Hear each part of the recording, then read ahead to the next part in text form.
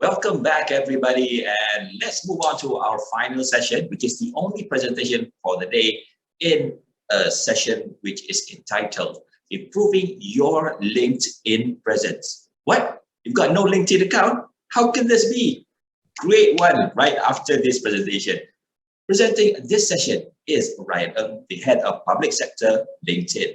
Ryan works closely with local ministries, government agencies, education and healthcare institutions to drive the national talent and workforce agenda. He's also an advocate in leveraging real-time data and insight solutions to help stakeholders make informed decisions to increase competitiveness that eventually results in the creation of more economic opportunities for every member of the workplace. Therefore, with that, over to you, Ryan. Hi, thanks very much, Hasro. Good afternoon, everyone. My name is Ryan, and I'm the head of public sector for Malaysia from LinkedIn. I hope everyone is taking good care of yourself, given the current situation here, and thanks very much for joining today's session. Right. So today we're going to talk about how to improve your LinkedIn presence, which seems to be one of the most asked topics in my current engagement with the stakeholders in Malaysia. A lot of people have some sort of connotations about what LinkedIn is about, but most of the people that I've spoke to previously would like to have some additional or expert tips in terms of how you can improve your LinkedIn presence. So thanks to MDEC, today we're going to be talking about that. So I'm going to be sharing my slide to help me to illustrate some of the tips and tricks to you. Thank you. So what we're going to cover in today's session is an introduction about what is LinkedIn.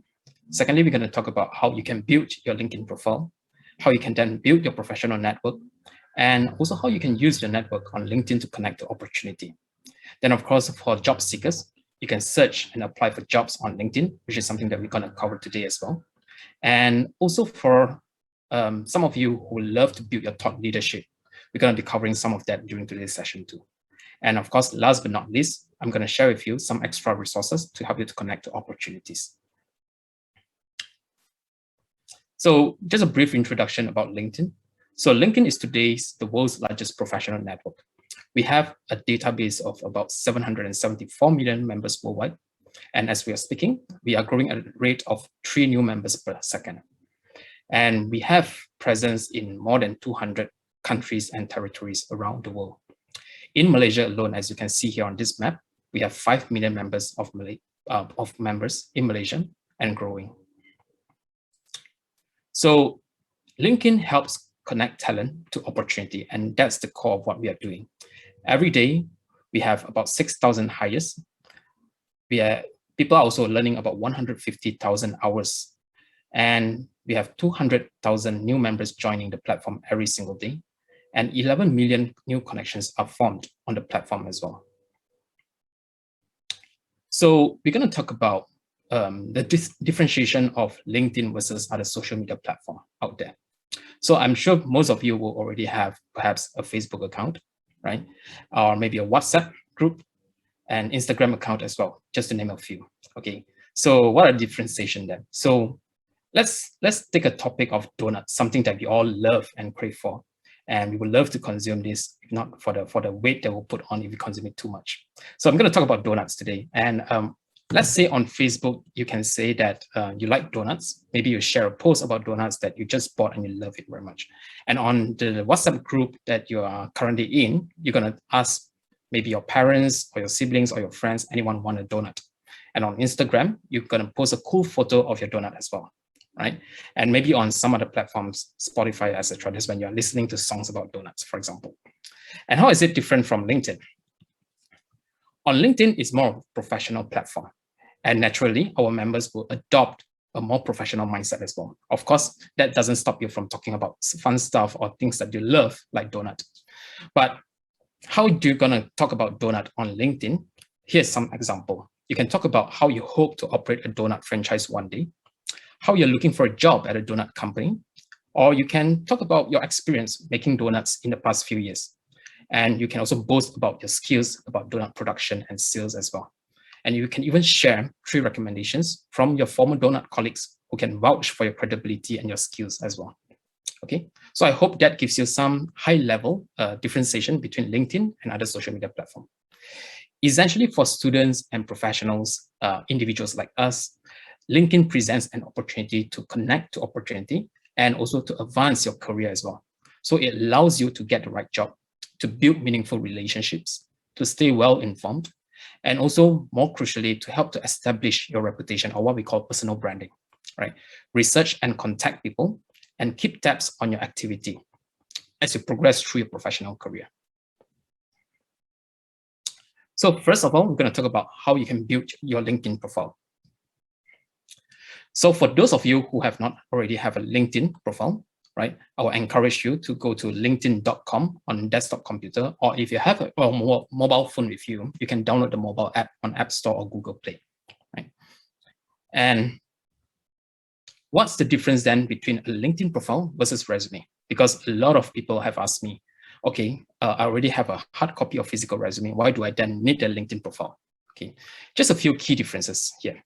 So your LinkedIn profile speaks to all potential employers if you're looking for a job, and not just a single employer, right? Because when you have a resume, only when you post out your resume to someone, that particular individual can see it. But your LinkedIn profile is visible to everyone on the platform. And that's how you're more exposed to the potential employers. And that's how your professional branding can also be more visible to people who have interacted with your profile as well. Okay, and your LinkedIn profile also goes into more details with skills, projects. You can demonstrate your projects or achievements from your past professional experience, or maybe from your educational background, and certifications as well. Okay, allows other professionals and employers to interact, learn, and contact you. So it is pretty much a two-way thing on LinkedIn, right? Your profiles do not only speak to other people, but other people could also interact with your profile as well. And they can reach out to you to get connected and to interact. And it also contains recommendation and endorsements from your peers or people whom you have worked with before, or maybe even your classmates or lecturers from your previous institution of learnings. So after we have understand the differences between a LinkedIn profile and also resume, that's when we should get things started. So for those of you who have just created an account, I would highly recommend to take a great photo. When I say great photo, I don't mean you have to go to a studio to take a professional one, right? You don't need to do that. Nowadays, we all have mobile phone, and it's more than good enough for you to take a photo with your mobile phone, right? Just bear in mind a few of the key tips here. Use a background that isn't distracting. Dress for the job that you want, right?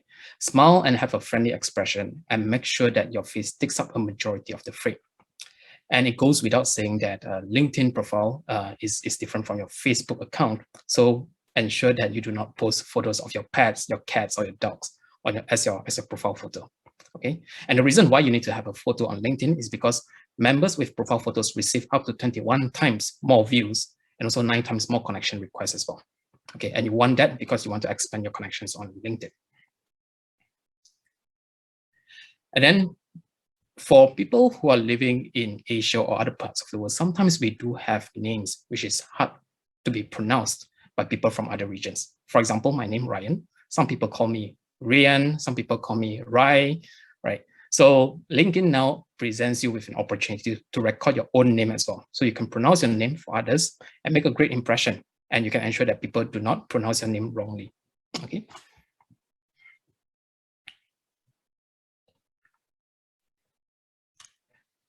So next, how you can get started with building your profile, okay? There are a few key things, few key elements that I would highly recommend you to complete on your profile, okay? So things such as location, where you're currently based in, what is your current industry, your work and internship experience, your volunteer experience, your education and certifications, importantly as well, your skills, what skills do you possess, okay? And also if you have joined any program or organization, or you have volunteered for any non-profit organization, feel free to include them in your LinkedIn profile as well, because it's part of your personal and professional branding, okay? And remember to tag your school and also your company. Ensure that you're tagging them to the official page by choosing them from the drop-down list. So for example, as you can see here in this screenshot, right? As you type UITM from the school, for example, there's a drop-down list there. University Technology Mara. So ensure that you picked your school from the drop-down list so that you are appropriately tagged to the official page of the school. And why is this important is because you can then be part of your school's alumni network. You can stay up to date with whatever latest happenings that they have posted on the page. And it helps to establish your education credibility as well. Because if someone were to look into educational background and they wanted to research your universities, that's when they can see it from your profile and they can click on the universities that you have attended to learn more about your educational background. And also ensure that this is fully updated as well, because we know that today everyone is encouraged to go for lifelong learning. So if you have attended any new school, any institutions, any new certificates that you have attained, feel free to also update them on your profile as you go. Okay. So the other thing about LinkedIn profile is that you have a headline, right? So headline is a good opportunity for you to impress people, right? So whenever people are searching for names or for individuals on LinkedIn, usually you will see a list like what you're seeing on the screenshot right now. So most likely people will see your photo, people will see your name, and then they'll see your headline. They may not be able to see your educational background, they may not be able to see your work experience, but your headline is what stood out to them. So when writing a headline, ask yourself, if this is the only one thing that someone sees, what does it say about you, right? What is the thing that you want people to learn or understand about you? How does this represent your professional brand and show that you're unique? And does it capture what a recruiter will care about if you're a job seeker? Okay. And then on your profile as well, there's a section for summary, right? Don't go crazy on summary because I've seen some people have written essay on it. So I will just say that keep it short, concise, but impactful. Keep it simple. For example, start with 1 to 2 sentences about who you are, and then followed by 3 to 5 sentences about your work experience, your top skills, and your key passions as well. If you're studying, feel free to also talk about your education experience as well. And then close it by 1 to 2 sentences about your future goals, your aspiration, and also how other members can connect and engage with you. Okay. And I think beginning of this year, somewhere in March or April, we have introduced a new feature called video cover story. So you will see a 30-second elevator pitch that has been enabled. It's optional, but if you choose to activate it, you can then use cover story. For job seekers, a cover story is a great way for you to really introduce yourself to hiring managers by sharing your personal background, your career goals, and also it kind of showcase your own personality as well and your communication skills. And of course, if you're a freelancer, you can attract new clients by using cover story to talk about your services. So it's some sort of an elevator pitch that you can do, right? And then next, once you have gotten your LinkedIn profile established, how you can then build your professional network. So I love this quote from Porter Gill, an author. He said, your network is your net worth.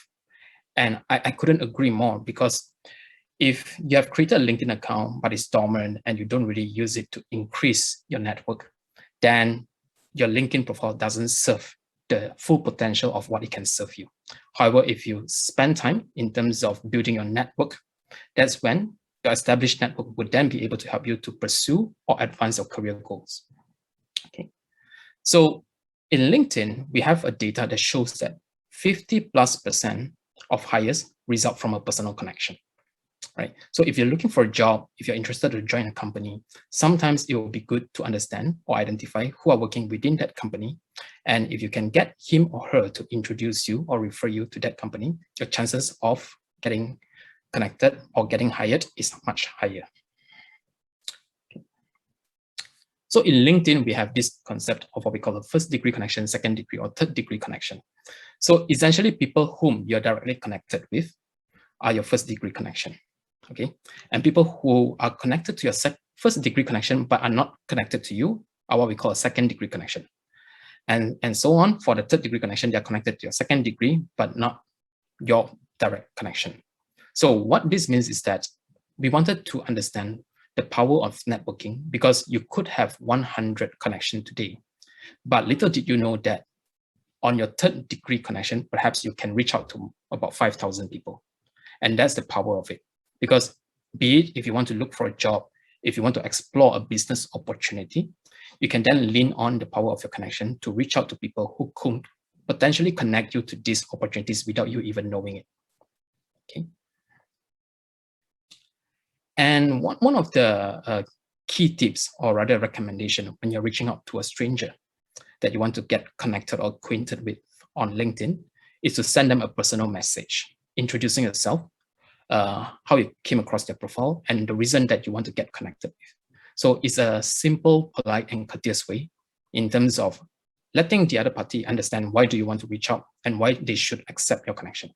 Usually, I will receive about 10 connection requests, and out of these 10, half of them will introduce themselves, and I will seldom say no to these people because I understand the reason for them reaching out as well.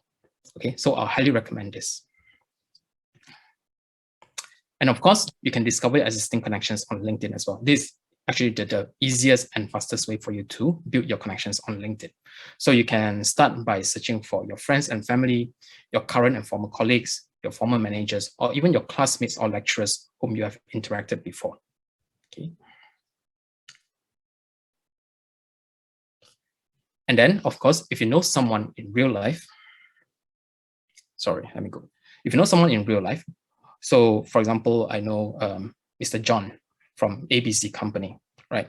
So I can search him up or look him up on LinkedIn by either entering his name, his company, his location, or keyword, right? Or if you can't really remember his name, you can search for his company. And then from his company, you can then try to search him up from the list of employees within that company as well. So that's how you also build your connection on LinkedIn. So as a summary, as a recap for this section, right, how to expand your network strategically in terms of people whom you should reach out to. You should reach out to people whom you have something in common with, people who have a job or work at a company that interests you, and also people who may be able to connect you to someone who can help you to achieve your goal. And what you should say when you're reaching out, who you are, how you came across their profile, and how they can help you. Always remember quality over quantity, right?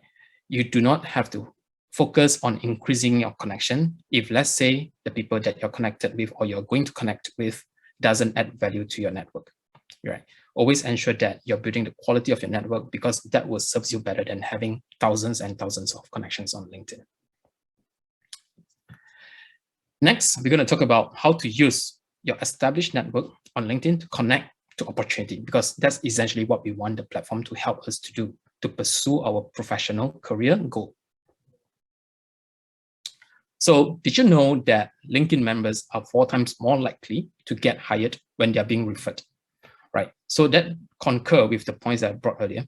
If you are going to join a company, it's always good to know someone who can refer you to that job, because the chances of you then getting hired is much higher as well. Companies tend to hire people who they feel that they have a personal connections from someone who is already working in that company, because due to more similar cultural fit or personality, for example. Okay. So what you can do to get started is you can message your connection. So you can send messages to your connections directly from the LinkedIn messaging page, your connections page, or on their profile page as well. And if you're too lazy to type, or you feel that it will be much cooler to, send them a voice note, you can even do that now on LinkedIn. So in Malaysia, we have this tradition, the Malay tradition of rombongan merisik before you actually menikah, right? So the same goes for if you're looking for a job opportunity. You do not have to click apply to a job first. You might want to do some CSI intelligence kind of activities in terms of finding out whether this role or this company or this job is suitable for you. So what you can do before you even apply or determine that you wanted to join this company is that you can reach out to someone who is working in that company that you're interested to join, ask for an informational interview, right? So with informational interview, you can gain advice on your career path. You can learn about an industry that you're interested in, and you can learn about a specific company that you would like to work for. And also it helps to, add values to your professional bond as well. Because, for example, if you reach out to someone and you understand that this company is the right fit for you, but they may not have the right opening for you to apply right now, but you have established that personal connection with this person, in the future, if let's say a role comes up and they remember you, they might refer you to that job as well. So it's important for you to find out more before taking the plunge. And also, if you feel that this is a job that you wanted to apply, and you feel that him or her, someone working in that company, could refer you, always request for referral, because that is the best way in terms of increasing our chances of getting hired. So make sure when you are requesting for referrals, state why you are interested in the specific role and your appreciation for your connections consideration. Okay. And then, of course, on LinkedIn, you can request for recommendations as well. So you can ask for recommendations from your peers, your lecturers, your clients whom you have worked with before, or even your colleagues as well, right? So it's a good way in terms of adding to your credibility when it comes to presenting your professional brand to the stakeholders. So who you can reach out to recommend you, your current or former managers, your former colleagues, even your current colleagues as well, right? Or people whom have mentored or advised you professionally through non-profit training programs, for example, right? Basically anyone else. And how you can add value and engage with your network. Number one, you should invest time in your connections and request informational interviews. Secondly, like and share things that people in your network will care about and post. And you can join groups and exchange insights with school or program alumni. And you can also give testimonials and recommendations to others. It's all about give and take, right? So if you ask for recommendations or if you ask for testimonials, feel free to also give them wherever you see fit. So it comes to the next section, search and apply for jobs on LinkedIn. So I believe there are many job seekers out there today. We are living in a very competitive job market, and it's always important to first build our personal branding, build our network and connections so that we have the right tools in order to connect us to the opportunities. And once we have done that, it's a matter of how you can then take action to apply for the jobs that you want. So in LinkedIn, we have about 34 million people visiting LinkedIn jobs every week to look for jobs, right? So it's, like I say, it's a very competitive job market, and perseverance is important. Understanding what you want and how to set yourself apart from your peers is crucial as well, which is the reason why your personal branding has to be unique and has to be authentic. So what you can do in terms of applying for jobs is, first of all, you can set your career interests. On your LinkedIn profile, you can include potential job titles and locations based on your career interests to receive more relevant job suggestions, right? So in LinkedIn, we have invested a lot into the technology to help our members to match our members with the relevant jobs that they're interested in.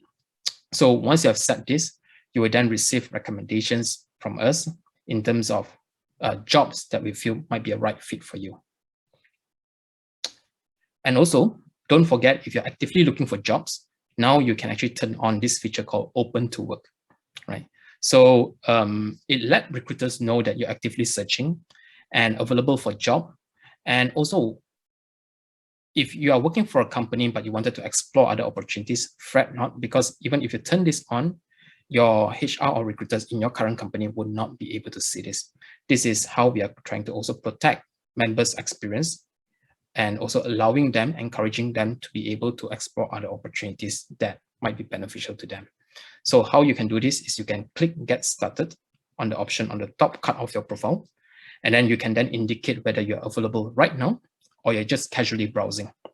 And then you can choose whether you want to share your open with all LinkedIn members or only with recruiters. Okay.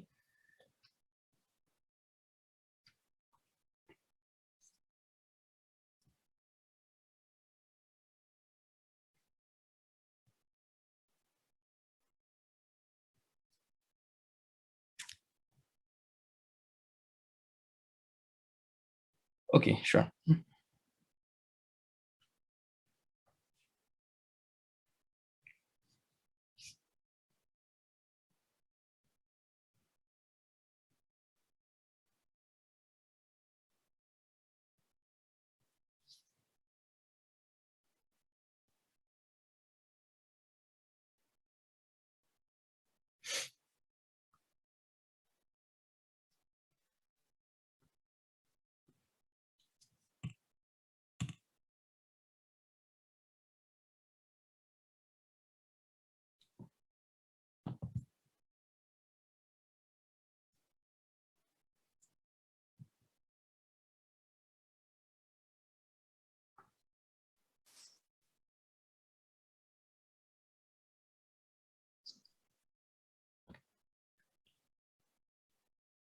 Anyway, Ryan, maybe not.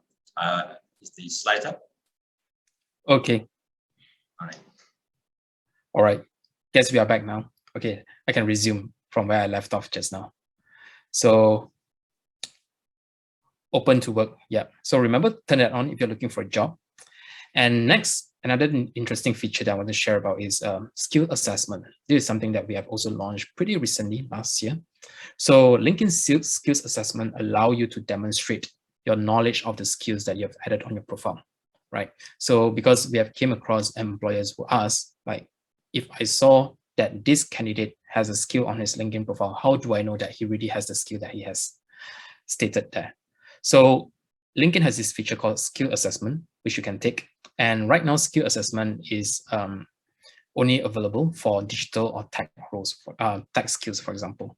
So it's basically a 15 MCQ questions, right? So after you have answered them, and if you score in the top 30% of the people who have taken this course, you can then earn a skills badge, and you can display and share this skills badge on your LinkedIn profile. So that will add into your credibility. So if you are saying that you have C++ skills, you can then look up C++ skills assessment on LinkedIn, take them, and if you score in the top 30%, you can then display the badge on your profile. And it will help us to add credibility for the future employers that you want to impress. Okay, so this is typically how it will look like, right? There's the list of questions, and then once you're done, then you will then receive the badge that corresponds with the skills that you have passed. So next, you can also search for job, right? So how you can search for job on LinkedIn is by using the search filters at the top bar. So you can enter keywords, job titles, company, location, function, experience level, and date posted, right? So I think the most commonly used one are job title and location. Or if you know a specific companies that you want to search for, you can then just go for the company name on the search filter there. And also every now and then, LinkedIn platform will recommend jobs to you based on your profile, based on your job searching behavior as well. So I will recommend you to review the jobs that has been recommended to you, because this is when it matches with your work experience, it matches with your skill, and also based on the location that you're currently in as well. And if you are aspiring to work for a certain company, you can always follow them on LinkedIn. Follow the companies so that you can learn more about what's happening in that company right now. What are the direction that they're going for? Are they expanding their engineering team or not? And stuff like that. And of course, if they have a live section, that's when you can click on the live page and learn more about the company's culture, values, and also professional development opportunities as well. Because whether we like it or not today, we are experiencing some sort of what we call in LinkedIn the great reshuffle. People are thinking not just about how we want to work, but rather the reason why we are working as well. So a lot of people will want to work for something that will fit their passion. So this is where LinkedIn provides you with an opportunity to understand more about the company that you are applying to as well. So if you have graduated, you can also join your university's page. And if you have tagged your universities to your profile, you will then automatically be part of the alumni. Okay. So on your university's page, you will also be able to find out where the other alumni are working, where do they live, what do they do. And if you have seen anyone within the alumni network is working in a company that you're interested to join, you can also reach out to your peers to get more informational interview, or maybe ask him or her to refer you to the job as well. Okay. And then of course on LinkedIn, we have a lot of professional groups. So you can join groups of professionals to give and get career help and resources. So consider joining groups for professionals in your industry, or also alumni of your school or training program. Okay. So build thought leadership. Okay. So apart from using LinkedIn to build your professional branding, to search for job, expand your network, you might want to also elevate your personal brand by building thought leadership, by sharing materials or posts that will greatly benefit the others. And how you can do that. So number one, there are two ways in terms of doing that. You can share updates or you can publish a post. So what are the differences here?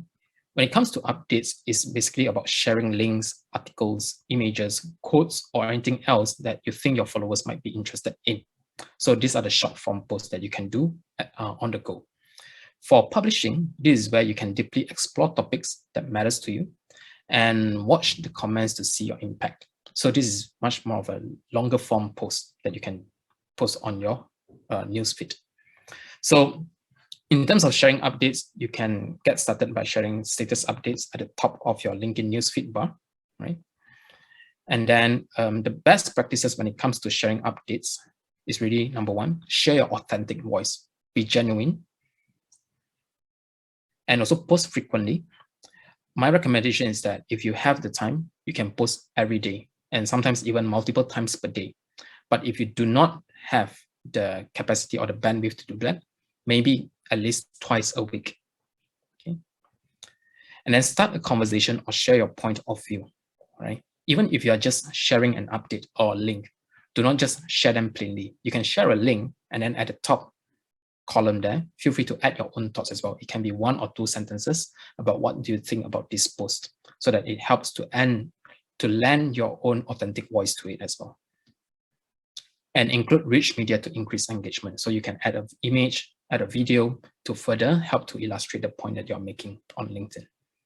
Okay, and also helps to create an opportunity for people to reciprocate, because you want people to interact with your post, right? You want people to comment, share, or like, or even to share a different view so that you can further discuss this in a more conducive environment. And when it comes to publishing on LinkedIn, right? So publishing will definitely become part of your profile. So for strangers who have researched or are looking up your profile on LinkedIn, you'll be able to see that you have posted this particular post previously or articles previously, right? So it helps to lend credibility to your personal brand as well. And it will be shared with your network. You can choose to share it with your network to further benefit your audience. And then it helps to reach out to the largest group of professionals assembled online, which is essentially LinkedIn, right? So your potential reach is the entire LinkedIn network, 770 million members of them, or if not, at least in Malaysia, there's about 5 million of them. Okay. And in terms of publishing, it's the same as well. You can get started on your homepage. When you're at the top bar there, you'll be able to see, start your post. You can include photos, videos, etc. And that's how you can get started. Okay. So when it comes to publishing content, in terms of best practices, number one, create a headline that captures attention, right? Given that people have a short attention span, if your headline is not attractive enough, then people may or may not click on it. So include a photo to stand out, images, and then be authentic, use your own voice, and think about your audience. Think about what they want to see or what they want to learn from you, or what will be beneficial for them. And of course, article length matters.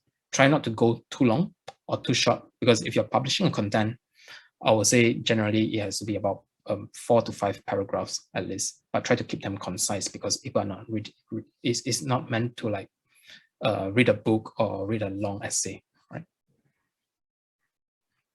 And then one of the good things about social media is that it allows you to track your progress, your engagement, right? How many people have liked, share, or comments on your posts? Who are they? What is their job title? Where do they come from? What is their seniority, etc. So it helps you to keep track and also to further enhance your future sharing accordingly based on your audience. Okay, so last but not least, I'm going to share with you some extra resources as well. So these are some of the resources provided by LinkedIn that I think will be beneficial in terms of helping you to pursue and also advance your career goals and aspiration. So number one, you can actually gain in-demand skills with LinkedIn Learning. So ever since last year, we have unlocked a few free courses on LinkedIn Learning based on the top 10 in-demand jobs worldwide. Okay, so when you go to opportunity.linkedin.com, you can then browse through the courses that are available, or you can just scan the QR code here. This will bring you straight to that page. And what we have within this page is the top 10 jobs that we have identified globally that are highly in demand. And we have actually unlocked learning paths corresponding with these top 10 jobs so that you can learn the critical skills, the in-demand skills, to allow yourself to gain employment within these top 10 in-demand jobs. And apart from that, apart from the technical and hard skills, you can also learn critical soft skills as well. Because one of the most important feedback that we have got from employers in Malaysia and also around the world is that a lot of the candidates have the necessary technical skills, but when it comes to the interview, that's when their soft skills are lacking. So ensure that you upgrade yourself with the critical soft skills that are essential as well. And if you're preparing for an interview, we also have videos and courses that will help you to prepare for interview, how to present yourself on video interview, for etc., so that you will stand a better chance of impressing your future employers. Okay, and of course, as part of our collaboration with MDEC on Let's Learn Digital, we have also unlocked 3 free learning paths that are being offered by LinkedIn. So in here, if you go to www.mdec.my/let's-learn-digital, you'll be able to see that LinkedIn has unlocked 3 free learning paths that's being offered to the participants. Number 1 is how to become a digital marketing specialist. And secondly, we also have a learning paths on how to become a certified professional in LinkedIn marketing ads. And last but not least, we also have learning paths on master in-demand professional soft skills that will allow you to hopefully get a job or secure an employment as a digital marketing specialist, because that's one of the most highly in-demand jobs in Malaysia today as well. A lot of the companies that we know are pivoting towards digital marketing, online businesses, and that's when the demand for digital marketers has increased tremendously as a result. So if you have acquired these skills and you can demonstrate that you have been certified in some of these essential skills, you will then stand a better chance in terms of getting yourself employed. And that's pretty much sums up my sharing today. And I'm more than happy to allocate some time that we have here for any questions that the audience might have for me. Thanks very much. Okay, thank you, Ryan. Well, like the cover story is something new to me. I think a lot of the maybe new graduates might be looking into opening up a better LinkedIn account. But I've got a couple of questions. Okay, first of all, I think this one most probably is going to be somebody who just graduated. Is there an affordable subscription package to entice undergraduates to subscribe to the paid services of LinkedIn? Okay, that's a good question. So, of course, as an individual LinkedIn member, you can subscribe to LinkedIn Premium, right? But I also understand that sometimes not everyone can afford LinkedIn Premium. What you can do is that perhaps you subscribe that on a monthly basis to help you to at least gain some insights and improve your chances of getting employed. And after you have gotten employed, then you can then consider whether to continue with that subscription or not. On the segment of higher education, LinkedIn has also been working with some of the universities locally in Malaysia to look into how we can help to empower the students by allowing the universities to subscribe to LinkedIn on their behalf. Okay, because the benefit of this is twofold. Number one, it helps to provide opportunities for students to upskill and reskill accordingly based on the in-demand skills and courses that are available on LinkedIn Learning, for example. And secondly, is the cost benefit of it, because if you were to subscribe on your own, definitely it's going to be more costly. However, if universities are subscribing that on behalf of the students and also for the staff, and LinkedIn will be more than happy to subsidize some of the costs by giving them greater pricing to benefit everyone at scale within the campus. Okay, very, very good collaboration with the institutes of higher learning. Now, how about this one? This one, I think, most probably came from somebody who uses maybe TikTok or Instagram a lot for their social media. But since LinkedIn is a bit more professional, here the question is, can we look for and find the key opinion leaders or influencers or gamers on LinkedIn? Is this an ideal platform? Key opinion leaders, yes. So in fact, we have an official list of what we call LinkedIn influencers. So sometimes you came across certain profile and you see that they have this blue LinkedIn logo next to their profile photo. So they are official LinkedIn influencers. Some of them that I can think of, people like Bill Gates. In Malaysia, we have Tan Sri Tony Fernandez. So he's one of the LinkedIn influencers as well. If you want to look for other influencers, for example, like gamers, etc., I'm pretty sure that they are there because LinkedIn hosts a very vibrant digital and tech community within it. So pretty much most of the time they'll be sharing the projects that they're involved in, some of the new things that they have come up with on LinkedIn to showcase that as part of their personal achievements and branding as well. So I'm pretty sure you can look them up if you know anyone, any experts that you aspire to connect with on LinkedIn. Feel free to search them out on LinkedIn. I'm pretty sure they will be there too. Yeah, because sometimes LinkedIn, mostly we use our real names, but in terms of gamers, they use their tag, their nickname. So yeah, okay, yeah. So it might be a little bit different, but it's still a possibility to find these say Gen Z or millennials who would be using this platform other than their normal social medias. Right. Let's see. Here's a question. If I subscribe to LinkedIn Premium, do I get the full access to LinkedIn Learning too? I believe so, right? So there are actually few different package for LinkedIn Premium. So one of it is actually LinkedIn for job seekers. So that doesn't come with LinkedIn Learning access because that only allows you to have LinkedIn analytics when it comes to job searching, etc.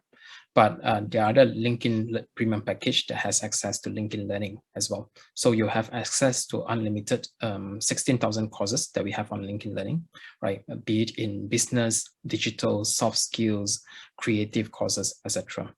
So if you're interested, I will implore you to explore and find out which one suits your needs better, because you could be a job seeker right now, or you could be someone who is already working, but you want to upskill and reskill yourself. So there are different packages to suit different people's needs. Is there a collaboration with between LinkedIn and any of the professional bodies for professional certifications beyond digital, for example, like for engineering or for maybe the construction industry or medical? Good question there, Hasrul. So yes, within LinkedIn Learning, you could actually get, we have worked with professional bodies. For example, like I can quote one, which is PMI, Project Management Institute. So if you're a professional within a project manager, then you wanted to gain some extra credit hours, you can then learn a course on LinkedIn Learning, and that will contribute towards PMI. How do you know which courses will have that? It will actually be displayed in the course details there, whether this course will contribute towards PMI credit hours, for example. So we also have many others. More than happy to share them with anyone who is asking this. Or if you want to have more information, you can go to LinkedIn Learning's page, and within that, there's a segment on certifications and also professional certifications, for example. That's where you will see a list of all these professional certificates that is recognized. Yeah, okay. Like you mentioned, the PMI for the PMP certification, and also their renewals every year, the certain number of credits required to keep their professional certification. Okay, next question. Any advice what not to post in LinkedIn? What to not put in? Okay, pornography. That's 1,001 things on what not to post on LinkedIn. But at the top of my head, I would say that anything that's not professional, that's a rule. Anything that's not professional, right? For example, if you're gonna post a photo about you being at Mama with your friends, having data watching Manchester United on the TV, that's probably something that you post on Facebook or Instagram more compared to LinkedIn, unless the same photo can be used to have a backstory around how you are collaborating with your co-workers after work, for example. So having tetarik with Tony Fernandez. Yes, how you got inspired by the short conversation you have with him. So yeah, that can be posted on LinkedIn. So I won't say what material is not appropriate, but I will say the context of the post that you're posting on LinkedIn has to be appropriate. So the other thing that people have to be mindful about is that you do not want to post anything that you do not want your boss or your colleagues to see on LinkedIn, right? So okay. yeah. Because it's pretty much very open to almost everybody. Okay. Let's see. Oh, coming back to LinkedIn Premium. If I do not subscribe to LinkedIn Premium, does it decrease my chances from getting hired from companies out there? The other way around. And I love to address this. So some people may have the misconception that, you know, if you subscribe to LinkedIn Premium, then you have a higher chance. Your name will appear higher on the list. I wish to address that that's not true. So in terms of how we are determining the suitability of the candidates and how high they rank in terms of the search list for recruiters is really the skills that you have, your educational background, your current jobs, the industry that you're in. So ensure that your profile is complete and you have listed as many skills that you have as possible so that you will appear higher on the list in terms of compatibility with the criteria that employers are looking for. And also, if you have indicated yourself as open to work, you have turned on that feature, and employers have an option to filter by people who have indicated themselves as open to work, you will then appear in that list as well. So it doesn't matter if you have a LinkedIn Premium or not. That doesn't determine how high you rank within the search list of candidates. Okay, coming to this also based on that search list, the search list and the ranking is based on the employees which are searching for the candidates. Am I correct? Is that fixed or is that like manually done by whoever wants to do that search? For example, the HR head wants to search for this position, so he ticks these certain boxes, or is it automatically embedded in the employer system or employee's ID? Good question, Hasro. So employers actually have a few avenues in terms of searching for candidates on LinkedIn. So just to share how it looks like on the other side.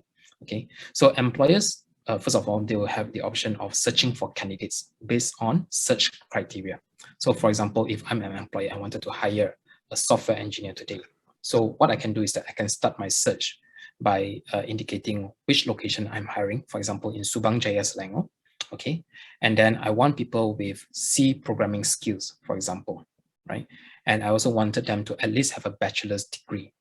And I can also filter them by people who have at least 3 years of working experience, for example. So this would then give them a list of the candidates that met this criteria. And what they can further do is that I also wanted to filter by people who have indicated themselves as open to work on their profile, or they have followed my company page on LinkedIn as well, because they have a closer brand association and they have learned about my company before I even approach them. So they can do that. The second way of them looking for candidates is that they can post jobs on LinkedIn. So I'm pretty sure all of us have seen a job post on LinkedIn. So when an employer posts a jobs on LinkedIn, they can also indicate some of these criteria that is important for them: the skills, the locations, the job title. Yeah, basically these are the few key things, and the industries that they are in as well, so that you will be surfaced to the right candidates that met this criteria. Okay, for example, like if any of the candidates already applied for a certain company for a certain position, however, maybe they didn't meet for that position. However, in the future, if they were to look for that same candidate, would they be able to look back into the history, or maybe do they have to repost?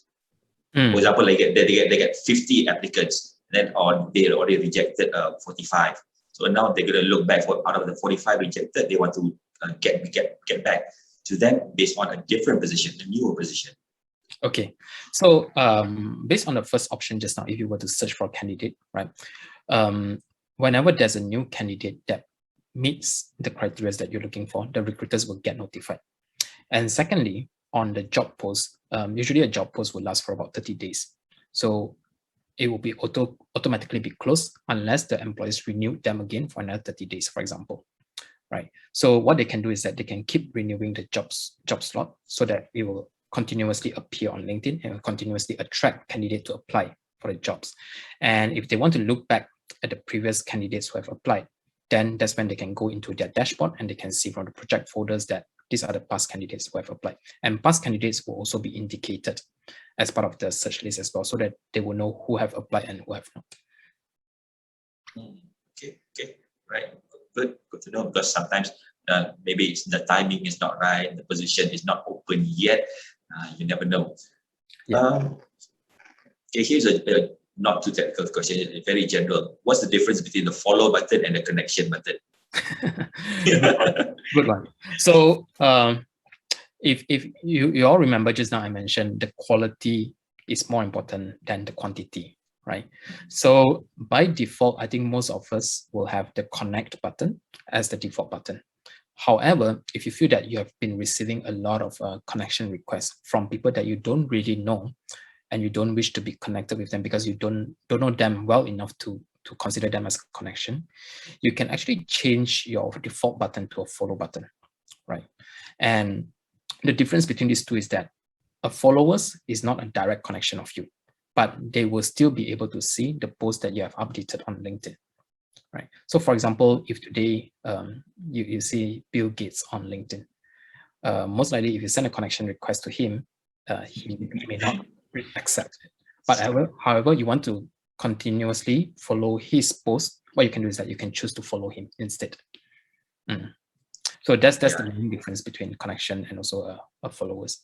And for individual members as well, you can only send an email to interact with that person if, let's say, you're a direct connection. And that's also another reason why sometimes people do not want to accept connection requests if I do not know somebody, because I'm worried about spam messages, etc. So remember, I tie back to my recommendation just now. If you want to reach out to someone, always state why you want to be connected, what you wish to achieve out of this connection, and leave it to that person to consider whether to accept you or not as the connection. Yeah, whether it's a two-way benefit for you and also for them. Yeah. Okay, now let's see. Occasionally, someone gets messages asking to connect, but when they look at the profile, it seems suspicious. So possibly, does LinkedIn have an AI that will look for or determine whether it's a fake account? Okay, thanks for asking this. I think it's very important, because the reason why it's important is because these days we are living in an environment of trust deficit when it comes to social media platform. So right, a lot of people will have this fear of having a profile in social media, and LinkedIn is no exception as well. But what I'm proud to share is that LinkedIn has been ranked as the most trusted digital platform for the 4 consecutive years. And the reason why, and I think this contributes towards that, is that we have a very robust trust and safety team who is working around the clock in terms of protecting our members' experience by weeding out unscrupulous and also suspicious accounts. So just to share with you some high-level details in terms of how this works, we have a few stages in terms of how we are minimizing the number of fake profiles on LinkedIn. Number one, if someone were to create a profile at scale, right? Let's say hackers wanted to create a profile at scale, we would then stop them from the very first stage. So even if they are able to create a profile, once a profile has been created and our technology is able to pick up that their behavior on LinkedIn matches that of other fake profiles that has been confirmed, we will then continue to investigate this account. And if found out that they are false profile, they will also be suspended or removed. However, the 2 stages of this will then remove or eliminate about 90% of fake profiles from appearing on LinkedIn. We will still have about 10%, which will still slip through our fingers and still appear on LinkedIn as well. This is when we will enable members who have came across such profile, and if you feel that they're suspicious, you can choose to report them to LinkedIn. There's a report button on every profile there. You can report them as suspicious or harassment or spam, etc. And we will run an investigation. And if proven that this profile shouldn't be on LinkedIn, we will take necessary action to remove them. So the first process would be by the bots, or would it be manual? So it's automatic. It's automatic. It's automatic. Yeah. So you can monitor and understand the characteristics of a possible suspicious account. Yeah. So it could be a combination of AI, machine learning, etc., to understand the behavioral. Okay. And about job postings, how about does LinkedIn verify job postings that are advertised by various parties to avoid any scams? Job posting. Okay, so basically anyone can post a job on LinkedIn, but we also allow members to report on jobs that they feel is suspicious or may not represent a real company or a real opportunity on LinkedIn, right? So we trying to ensure that the job that are surfaced on the platform are genuine and also they presents real opportunity for members as well. However, I will have to say that sometimes it's quite tough to ensure 100% of them are genuine. So we rely a lot on our members to surface this to us, and we give them the opportunity to report this, and we take actions accordingly as well. It's like some they might be genuine job postings, however, maybe because it's coming from maybe from China or Hong Kong or somewhere abroad, not within the country.